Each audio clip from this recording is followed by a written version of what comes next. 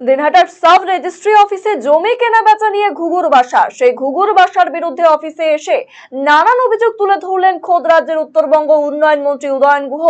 শুক্রবার বিকেলে ৩টে নাগাদ এই অফিসে গিয়ে নানান অভিযোগ তুলে ধরেন তিনি।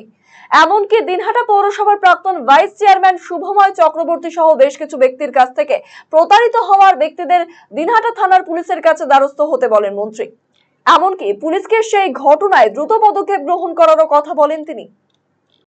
যে দিনহাটায় যত জমি নিয়ে সমস্যা বা একজনের জমি আরেকজনের নামে হয়ে যাচ্ছে, আমরা এইসব নিয়ে বিএলআরও অফিসে অনেক সময় গিয়েছি, কথা বলেছি বিএলআরওর সাথে।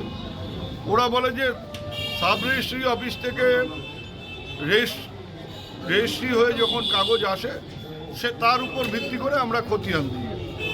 তা আজকে দিনহাটার একজন অতি পরিচিত মানুষ, দিনহাটা হাই স্কুলের একসময় তিনি হেডমাস্টার মশাই ছিলেন, অতুল চক্রবর্তী, বোর্ডিংপাড়ায় বাড়ি। আমার বাবাও তার ছাত্র ছিলেন। সেই পরিবারের 10 জন এসেছিলেন, মহিলা পুরুষ মিলে। তাদের মুখ থেকে শুনে এবং কাগজ দেখে আমি অবাক হয়ে গেলাম যে তাদের জমিগুলো, যে জমিতে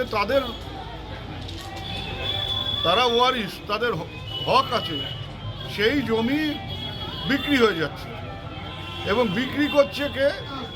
ওই পরিবারেরই একজন, তার নাম হচ্ছে শুভময় চক্রবর্তী। এবার সেই শুভময় চক্রবর্তী এখানে দেখলাম একবার জমি বিক্রি করেছে, সেখানে সে যে দলিলটা তৈরি হয়েছে সেখানে সে বলেছে যে আমি আমার বাবার একমাত্র ওয়ারিশ। শুভময় চক্রবর্তী বলছে আমার ঠাকুরদাদার নাম গোপাল কৃষ্ণ চক্রবর্তী, সেখানেও সাক্ষীর নাম হচ্ছে চিরঞ্জিত মালি রায়। আবার যেখানে সে বলছে যে আমার বাবা অমিয় মাধব চক্রবর্তী, ঠাকুরদাদা অতুল চক্রবর্তী, সেখানেও সাক্ষী হচ্ছে চিরঞ্জিত মালি রায়।